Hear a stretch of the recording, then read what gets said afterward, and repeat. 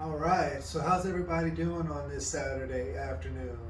Jonathan from Jon Ford Woodworks here, and today I am routing the Dados into my new workbench for T-tracks. And I thought I would just share a quick tip when it comes to doing this, especially if you have a router similar to mine that has a round edge on one side and then a flat edge on the other side.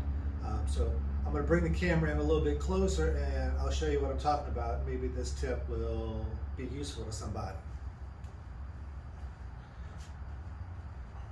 Okay, so I've tried to get y'all the best angle I can. I'm not sure how good it is, but what I wanted to show you is if you're trying to route Dados into something like I'm doing and you want to make it easier on yourself, one thing that you can do, especially if, like my router, yours has a base like this where it's round on one side and flat on the other, rather than reference whatever you're using to guide your router. In this case, I'm using my Festool track for my track saw.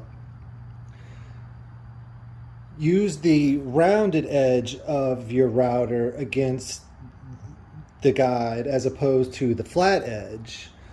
If I use the round edge, it doesn't matter if I move it a little bit, the bit will be in that same position, as opposed to if I used the flat edge to reference my fence.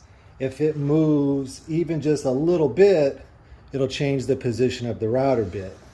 This way is actually much more forgiving. It really doesn't matter if my router turns a little bit, as long as it stays up against the fence, I'll know that my cut will be straight if I have the fence lined up appropriately, that is. There's actually a really cool jig that I saw Tamar from 3x3 Custom make that has a piece of wood that flips up that accounts for the space between your router bit and the edge of your base. That seems really cool. I'll leave a link to her video on that build. I started to make one myself, but being that I was making 3 tracks or dados that were over 5 feet long, I decided I would just go this route. It's a little longer to set up, and the jig that she makes this really quick, but again, she's got a really good video on that particular jig, so I'll put that link in the show notes. Of course, like I said, I just lined up my track saw as a guide, which works perfectly fine as well. And again, the tip here today was just, if your router has a flat edge, you might consider referencing the round side of your base as opposed to the flat side. It's just a little more forgiving, a little easier to do. So that's all I got for you today. I'm going to continue on working on this bench, and more to come on it once I get it a little more completed. So again, this was Jonathan from Jon Ford Woodworks.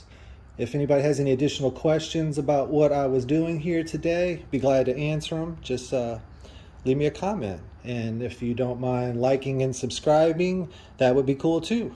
I appreciate it. Bye.